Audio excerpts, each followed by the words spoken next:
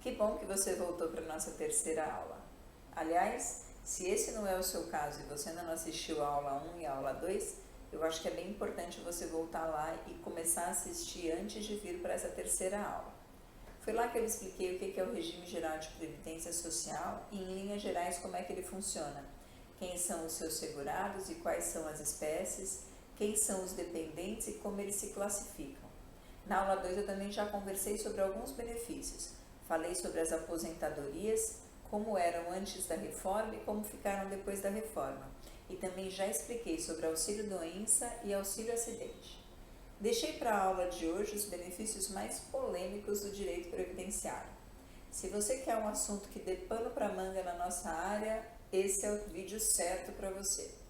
Hoje a gente vai falar sobre pensão por morte, auxílio-reclusão e também sobre salário-família e salário-maternidade. Eu vou começar falando sobre pensão por morte. A pensão por morte, ela sofreu mudanças periódicas muito importantes. É fácil a gente perceber a transformação que a pensão por morte já vem sofrendo há algum tempo. Não só com a reforma, mas também antes dela, a pensão por morte já vinha tendo os seus requisitos de concessão, a sua duração e principalmente o seu valor alterados. Vamos lá que eu vou explicar tintim por tintim como é que isso aconteceu ao longo do tempo. A gente já viu na nossa aula de dependentes que os dependentes são classificados em 3 classes. Que na primeira classe, que é a mais importante delas, que são os dependentes melhor qualificados pela lei, digamos assim, que são aqueles dependentes com presunção de dependência econômica, estão cônjuge, companheiro e filhos até 21 anos ou inválidos de qualquer idade.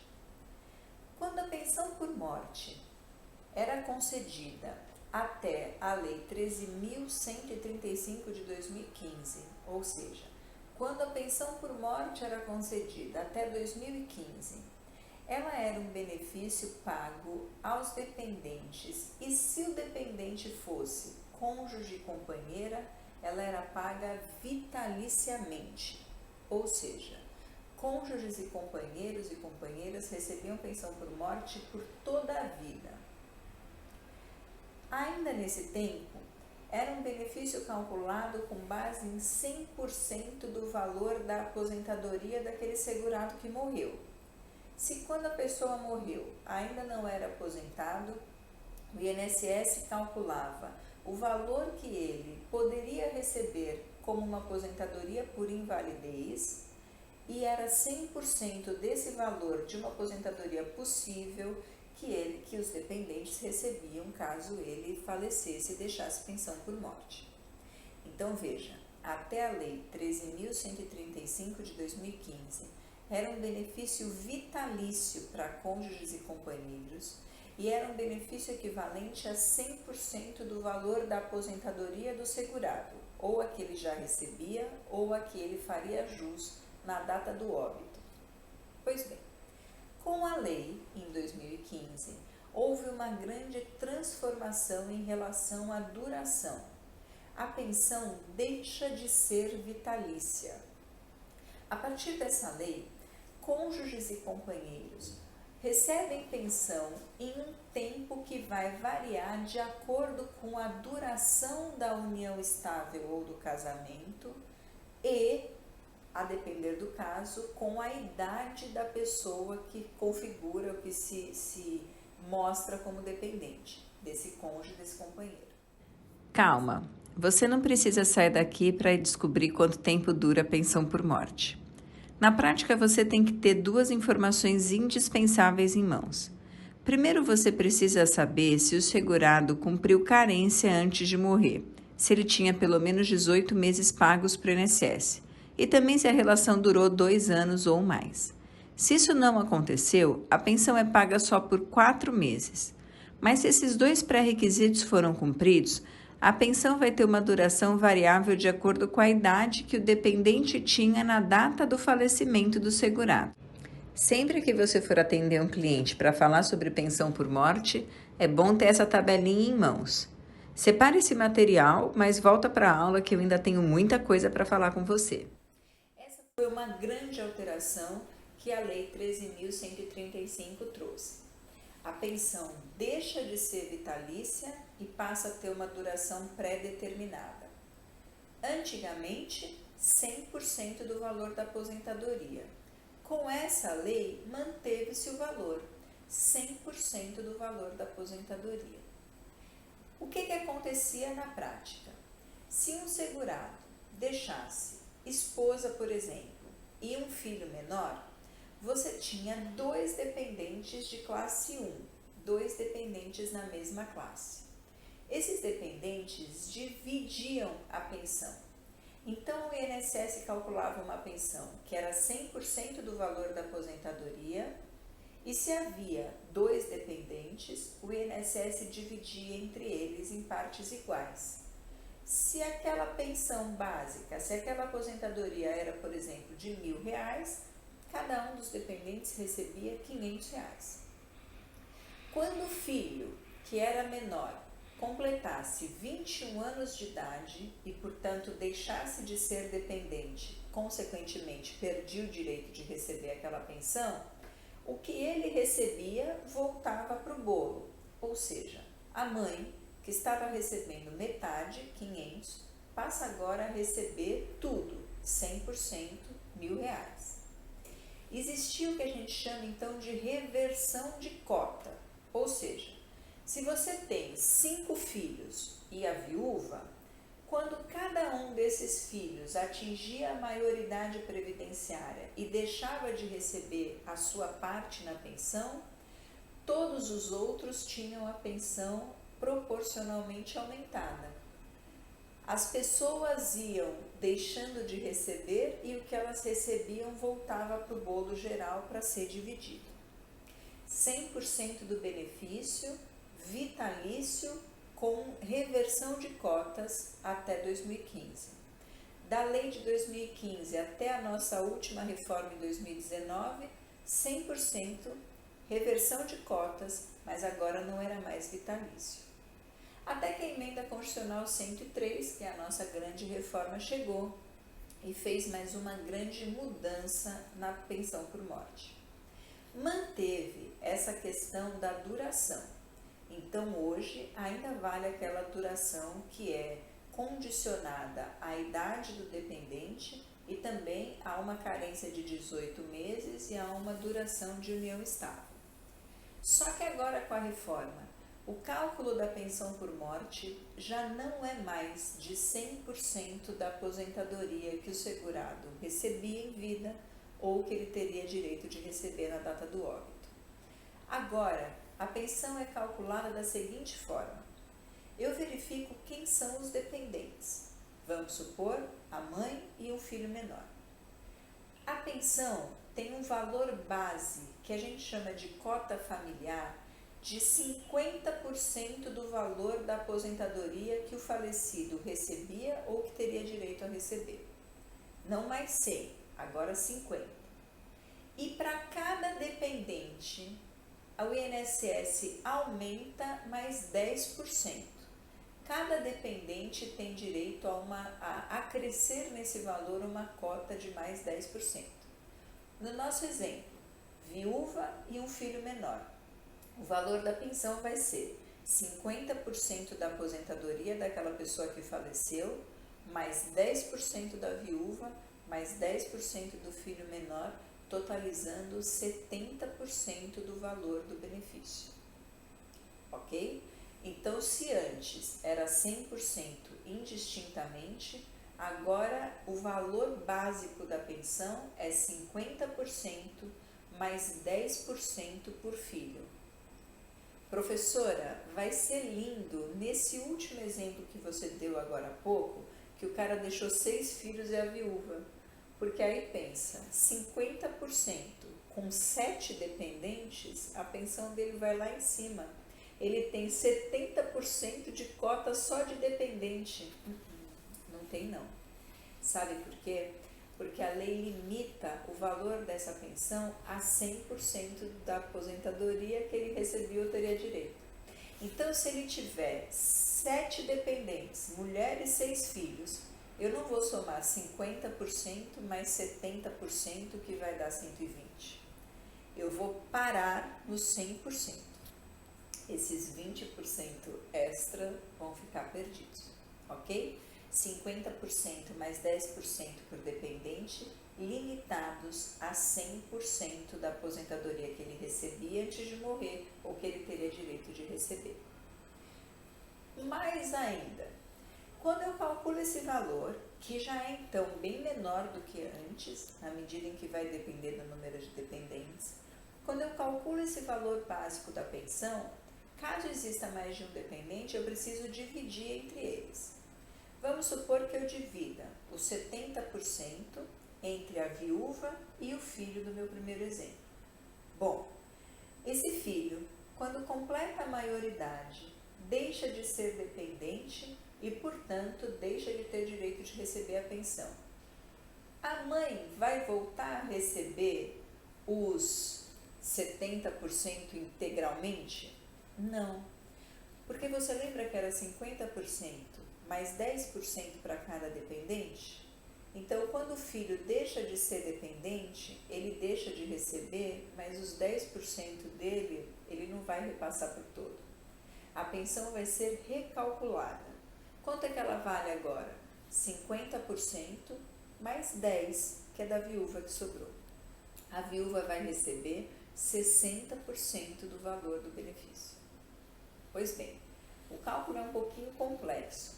Eu preciso que vocês entendam nesse primeiro momento que essas mudanças aconteceram de forma gradual.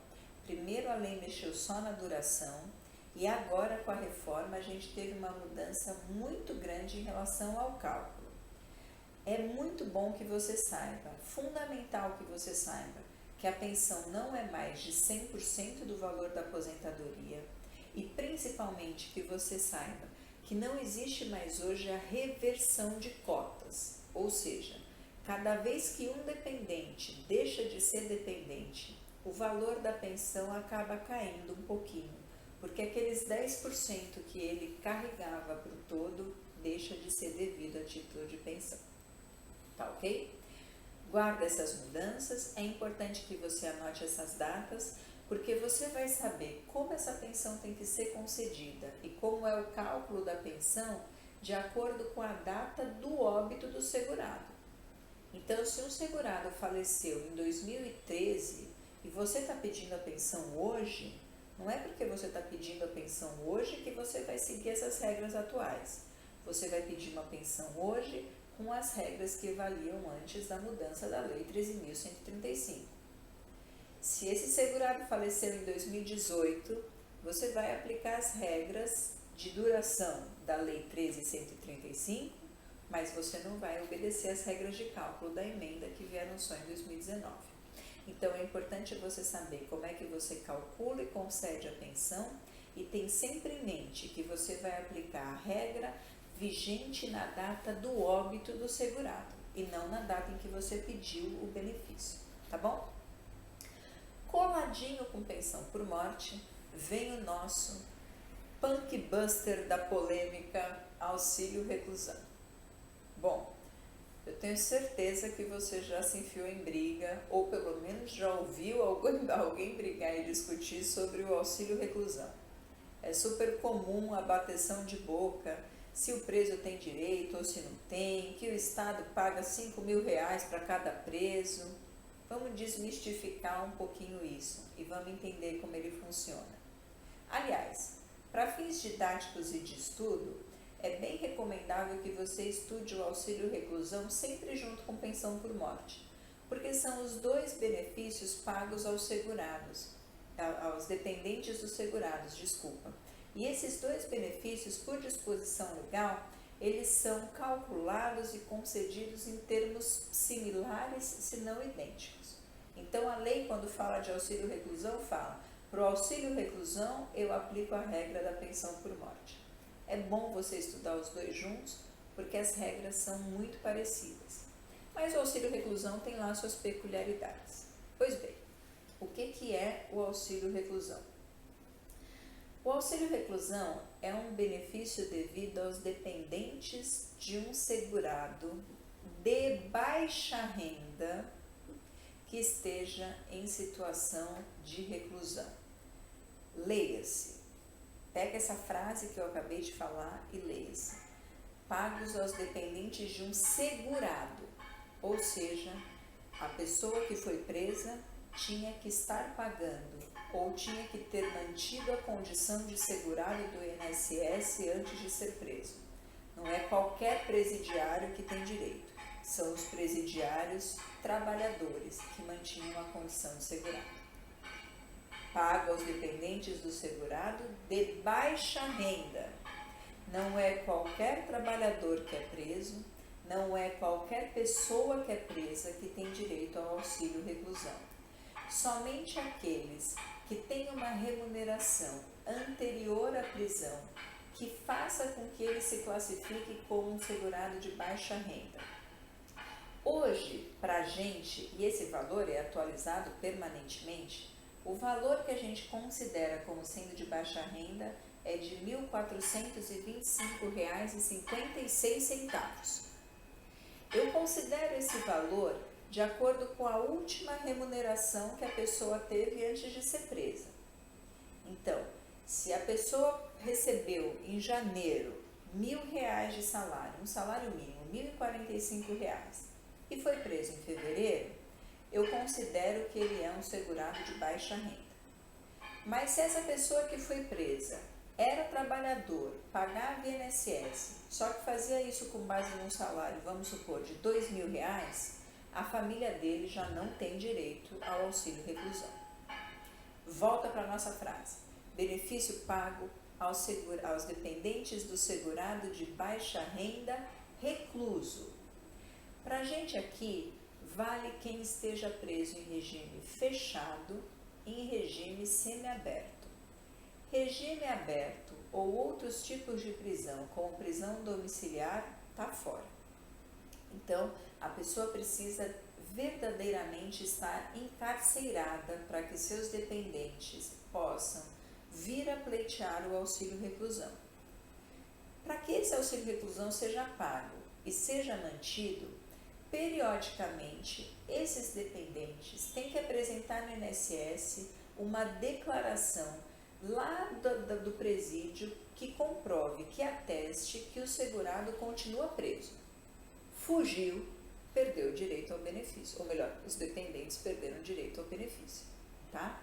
Então precisa ser segurado, mais ser de baixa renda, mais estar efetivamente recluso, regime fechado, regime semiaberto, e não pode nem pensar em fugir, porque senão o benefício é cancelado.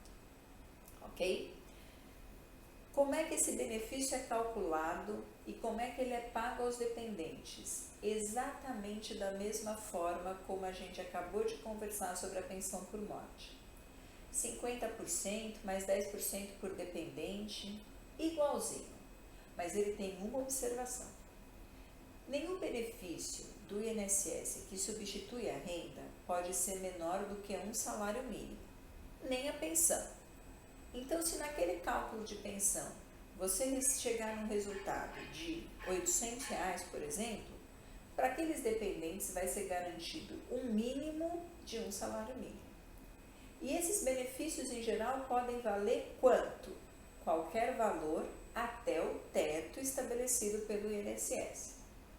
Aqui no auxílio reclusão, a gente obedece o valor mínimo. No mínimo, os dependentes vão receber um salário mínimo, ou vão dividir entre si um salário mínimo. Mas a lei estabelece que para este benefício exclusivamente, no máximo, eles vão receber um salário mínimo. A lei acaba complicando quando fala isso. É mais fácil dizer que, se forem cumpridos os requisitos, a pessoa vai receber um salário mínimo. Essa limitação máxima de um salário mínimo veio com a emenda constitucional. Por isso que a escrita da lei ficou um pouco confusa. Para que eu vou calcular? Para que eu vou chegar no mínimo, se eu sei que o mínimo e o máximo são de um salário mínimo e não importa o cálculo que eu faça? Ficaria muito mais simples se a legislação dissesse que o auxílio reclusão vai ter um valor fixo de um salário mínimo, que será dividido entre os dependentes do segurado recluso de baixa renda. Pois bem, essa é a regra do auxílio reclusão. Vamos desmistificar. Hoje o governo paga para todos os presos R$5.000? Não. O valor do benefício é R$ 1.425,56? Não. Esse é o valor máximo que o cara pode ter recebido de salário antes de ser preso, para os seus dependentes terem direito ao benefício. Esse não é o valor do benefício. Mais uma. É verdade que para qualquer pessoa, em qualquer situação, o benefício é devido? Não. É só para segurado de baixa renda. Eu não estou falando de um benefício que eu pago aos criminosos contumazes, ao cara que vive do crime, que só faz isso. Eu estou falando de um benefício pago a uma pessoa que tem um histórico de trabalho e que paga um seguro para ter direito a esse benefício. O segurado recluso pagou o seguro, pagou o INSS. E numa situação de reclusão, se ele for de baixa renda, ele pode ter direito de deixar para a família dele um salário mínimo como forma de ajudar no sustento. Professor, então você é totalmente a favor ou totalmente contra? Não vem ao caso. O que importa é que você saiba como é e como funciona, porque aí você pode firmar a sua convicção. Se você é a favor, contra o benefício, e o fato é que o benefício se mantém, existe, que o valor máximo dele é de um salário mínimo e que ele é pago só a algumas famílias de alguns presos que contenham e que contemplem todos os requisitos exigidos pela lei. Bom, saindo da super polêmica, vamos para um benefício mais mansinho, que é o nosso salário família. O salário família é um benefício pago para os trabalhadores junto com o salário. Não é, então, um benefício substitutivo da renda. Os outros benefícios que a gente estudou até agora, tirando o auxílio acidente, a gente viu que acabam substituindo uma remuneração que se perdeu dentro da família. O salário família, não. O salário família é uma forma que o governo tem de incentivar alguns trabalhadores e algumas famílias a manter os seus filhos menores com a vacinação em dia e com o estudo regular. Como é que esse benefício funciona? Esse benefício é pago aos trabalhadores e segurados de baixa renda. Quem são mesmo? Aqueles que recebem um salário até R$ 1.425,56, igualzinho do auxílio reclusão que a gente acabou de falar. Quem recebe um salário até esse valor tem direito de receber, para cada filho que eventualmente tenha até 14 anos, salário família, desde que comprove, se esse filho tiver de 0 a 6 anos, que ele está com a vacinação em dia, então periodicamente tem que levar ao seu empregador a carteirinha de vacinação do filho, ou então, se o filho tiver de 6 a 14 anos, comprovante de frequência escolar. Se a pessoa tem 5 filhos, menores de 14 anos, com comprovação de vacinação em dia e de frequência escolar, ela vai receber 5 cotas de salário família. Se a mulher trabalha no emprego, o marido trabalha no outro emprego, e eles têm esses 5 filhos comuns, mulher recebe no emprego dela, marido recebe no emprego dele, desde que ambos sejam considerados e a gente consiga enquadrar como segurados de baixa renda, ou seja, com aquela limitação de remuneração que só pode ser de até R$ 1.426,54, ok? Pois bem, essa cota, esse valor, não obedece nenhum tipo de cálculo, ele é um valor fixo. Para cada filho que essa pessoa tenha, que cumpra os requisitos, os pais recebem R$ 48,64, valor fixo da cota. Se eu tenho 5 filhos, eu recebo 5 vezes esse valor. Se o meu marido também é de baixa renda e tem os mesmos 5 filhos, ele também recebe esse mesmo valor. Ok? Salário família, crianças e filhos até 14 anos, desde que comprove vacinação em dia, frequência escolar e desde que os pais tenham uma remuneração que os enquadre em segurados de baixa renda. O valor da cota é fixa e é por filho e não por família. Agora a gente vai falar de um outro salário. Esse sim é um pouquinho mais polêmico, tem umas coisas legais para a gente discutir, que é o nosso salário maternidade. Vamos lá. Salário maternidade, ele é, historicamente, o benefício que o INSS paga para as gestantes quando tem filhos. Então, historicamente, é o benefício que o INSS paga para aquela mulher que, por conta do final da gestação e do nascimento de um filho, tem que se afastar do trabalho. Esse benefício foi melhorado ao longo do tempo. Atualmente, a gente tem salário maternidade pago a uma segurada gestante que teve um parto ou que tem que se afastar do trabalho no final da gestação para ter o nenê, mas você também tem a concessão de salário maternidade para os casos de adoção, inclusive para os casos de adoção por homem. Um salário maternidade pode ser pago a um homem adotante. Você também tem salário maternidade pago em caso de aborto não criminoso. Então, quando a gente fala em maternidade, a princípio vem na nossa cabeça aquela primeira ideia que eu passei, de uma mulher grávida que tem neném. Hoje em dia, o benefício ele pode ser concedido em algumas situações além dessas. Em linhas gerais, ele é um benefício substitutivo da renda que tem duração de até 120 dias. Então, o que a gente considera como sendo um salário maternidade padrão é aquele que é pago por 4 meses. Algumas empresas têm convênios com o governo e, em troca de alguns benefícios fiscais, concedem aos seus empregados vantagens extras. Essas empresas, que a gente chama de empresa cidadã, podem ter a concessão de salário maternidade prorrogada e, ao invés de durar 4 meses, o salário maternidade e o afastamento das gestantes depois do nascimento do nenê dura 6 meses. A regra, 4 meses.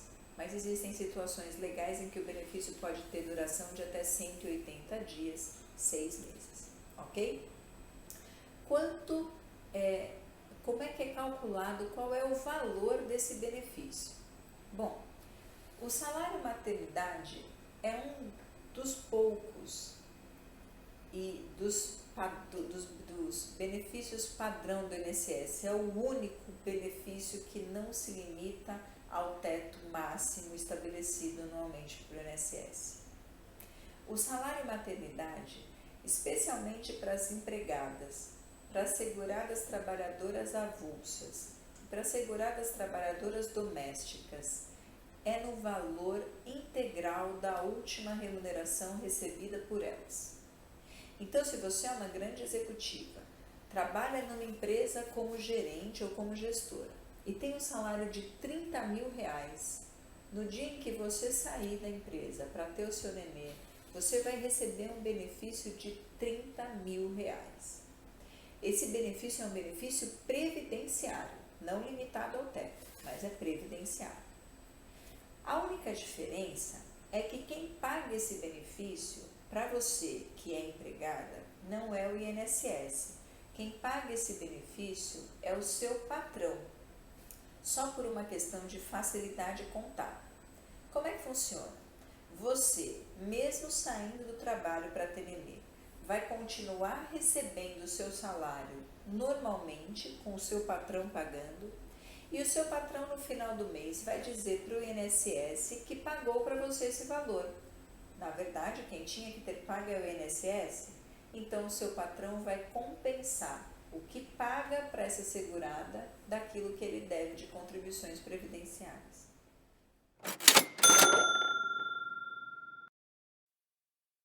É isso mesmo, compensação. igual aquela compensação que você deve lembrar de estudar lá no Direito Civil. Pois bem, funciona assim. Imagina que um patrão paga para uma empregada que vai ter nenê salário maternidade de 30 mil reais. Quem devia pagar esses 30 mil reais é o INSS, afinal a gente está falando de um benefício previdenciário. Se o patrão, para facilitar o procedimento, faz o pagamento no lugar do INSS, em favor do INSS, no final do mês, ele vai ver tudo o que ele deve para o INSS de contribuição previdenciária e vai descontar aquilo que ele pagou em favor do INSS. Suponha que ele deva 100 mil reais de contribuição previdenciária naquele mês. Se ele pagou 30 mil reais a título de salário maternidade, ele vai pegar os 100 que ele deve, menos os 30 que ele já pagou para aquela segurada e vai ficar devendo efetivamente para o INSS só 70 mil reais. A compensação está feita e é assim que acontece mês a mês no dia a dia das empresas. Agora, esse esquema de recebimento, esse recebimento direto, feito pelo empregador, marcado em holerite mesmo, a pessoa afastada nem percebe que está recebendo benefício previdenciário, porque continua recebendo exatamente como era o seu salário. Isso só serve para a segurada empregada. Para as outras seguradas, contribuinte individual, facultativa, doméstica e trabalhadora avulsa, quem faz o pagamento do benefício é o próprio INSS. Então guarda, quem faz o pagamento do benefício para a empregada é o empregador, mas para as outras espécies de segurado é o INSS. Com um detalhe, eu disse para vocês agora há pouco que para empregada doméstica, trabalhadora avulsa, o valor do benefício é igual ao valor da remuneração dela antes de se afastar. Foi o exemplo que eu dei da executiva que ganha 30 mil reais. Se ela ganhava 30 mil reais, no mês seguinte em que ela se afastou para ter neném, ela vai continuar ganhando exatamente os mesmos 30 mil. Mas, quando a gente estiver falando de contribuinte individual ou então de segurada facultativa, o valor do benefício vai ser igual à média dos últimos 12 meses. Lembra que a segurada contribuinte individual é a profissional autônoma, liberal, é advogada, médica, contadora? Você lembra que a facultativa é a segurada que não exerce atividade profissional remunerada, mas que escolhe fazer parte do seguro? Pois bem, para essas duas espécies, eu vou considerar como valor do salário maternidade o valor médio do ano dela de contribuição, tá bom? Guarda isso. Até agora, eu conversei com vocês sobre um monte de segurados e sobre um monte de benefícios. E eu estou deixando para o fim e deixando para depois uma figura que talvez, se você já estudou a matéria antes, você esteja sentindo falta, que são os segurados especiais. Não é à toa que eu não falei deles até agora, mas eles merecem um olhar especial, tanto para a gente conseguir entender quem são, quanto para a gente conseguir entender a quais tipos de benefício eles têm direito e como são calculados os benefícios pagos a esses segurados especiais. Na aula que vem eu vou começar falando para vocês deles, quem são os segurados especiais. E aí a gente já vai aproveitar para emendar um assunto que também costuma ser bastante conturbado para quem estuda a matéria. É a aquisição da qualidade de segurado, manutenção da qualidade de segurado. Período de graça, carência, quanto tempo eu posso ficar sem pagar INSS e mesmo assim ter direito a benefícios. Na aula que vem a gente fala só disso e eu vou trazer algumas contas para você ver como às vezes uma pessoa que não está pagando INSS pode mesmo assim ter direito ao benefício. Eu espero que você tenha gostado dessa aula aqui e que você volte na nossa última aula, que eu vou postar semana que vem, sempre segunda-feira, sempre 8 horas da manhã. Tá bom? Um beijo, tchau!